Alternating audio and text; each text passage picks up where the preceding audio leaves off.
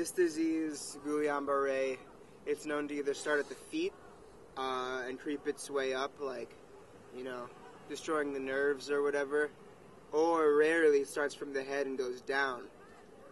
I was the rare dude who had it starting at the head going down.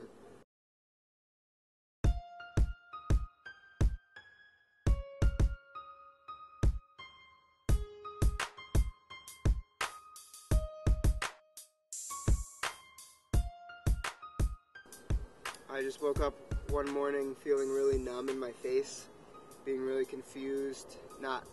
I wasn't confused, I was just like, why am I numb in the face? And I was like, Mom, like, this is some weird shit. She's like, alright, just relax and all that, like, take it easy. So I was just sleeping and I was like, Mom, like, this is some serious shit. Like, I'm not, like, feeling my body. She's like, alright, we out to the pediatrician, which is right across the street from my house, luckily. And I was, like, limping at that point, because I was, like, getting physically weaker. And the doctor said, oh, it must be some nerve disease. And I remember getting there and just like so nauseous, and we got out of the cab and they put me in a wheelchair to go into this big like medical center. And I got in there and he was asking me some questions. He was like, did you snort anything? Did you do anything to like make yourself feel like this? And I hadn't. And I was just like, no, like this just happened for no reason. And he was like, okay, like follow my finger. So I was supposed to follow his finger with my eyes. And I wasn't able to follow his finger. So he was like, okay, you either have this disease or you have this disease. I was just like so deaded, I was just like, you know, just out of it. And he was like, okay, it's either, you know, Gullian-Barre, which is what I ended up having, or some other shit which was not curable. Gullian-Barre, you heal from it, and the younger you are, the quicker you heal. So luckily I got it at a young age. Like people who get it when they're 30 and up, like, it takes so long to heal, and they sometimes they don't even heal, you know, they stay paralyzed and shit. So basically what happens is your nerves pass out or some shit like that.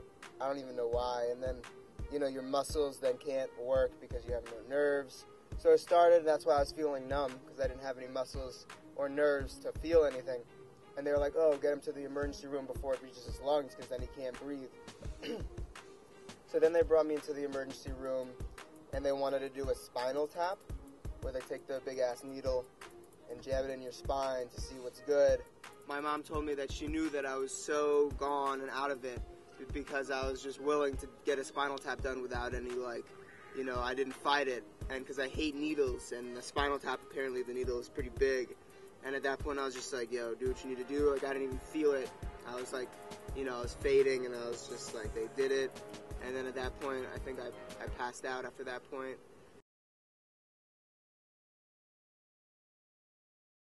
After that, they decided that I needed a I needed a trach, where they put a tube in this part of the throat to breathe for me in my lungs, because my muscles weren't strong enough to breathe for me.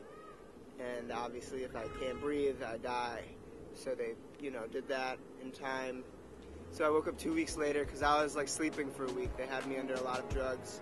So I woke up 2 weeks later, and I I was like conscious enough to know what had happened, that I had this disease, and that they put these tubes in me. So 2 weeks later, I woke up and I was like, had kind of blurry vision. I was like almost completely paralyzed. I could only really move my arms a little bit, and I had all these tubes. I had this tracheotomy tube, and I also had a feeding tube where I was getting my food from, in like this like liquid type of thing. So when I woke up, this was like covered, and there was a tube, and I was just like, shit.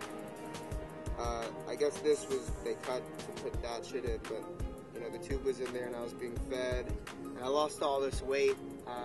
You know, after a week of not eating and not moving, I went from like 130 to 107 pounds.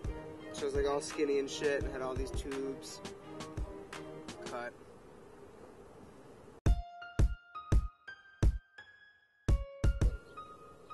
I'm ready. Recording?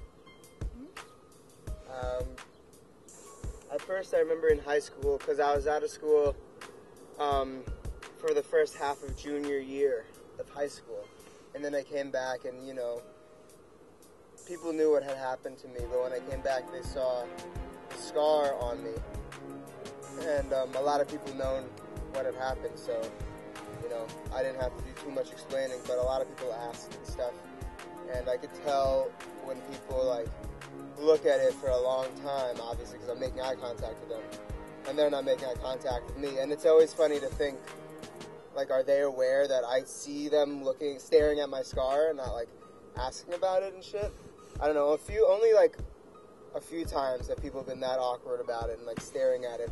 A lot of the time people, like, ask about it or, like, touch it, like, and ask to touch it, like, they don't, like, you know, they're not awkward about it.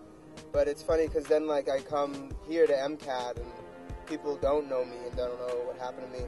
And a lot of people are, like, they're nice about it. They're like, oh, I hope you don't mind me asking for what happened.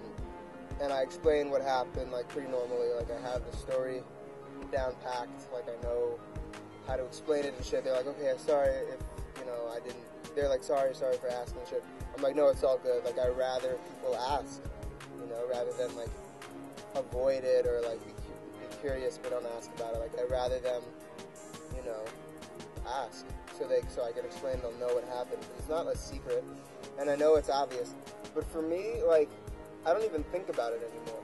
Like, at first I was self-conscious. I was like, shit, like, this big ass, like, scar, like, you know, people are gonna see it. People are like, can I hide it? Wear high shirts, and, like, I don't know. I still wish I could wear big ass shirts, like, and not have it be so seen. You know, but there's no avoiding it, and it's, what is it, like 3-5 years later now? I don't even know how many years it's been. I'm just used to it, and if people are going to ask, they'll ask, and they'll know, and that's a good thing. If they don't ask, then I'm fine with it, you know.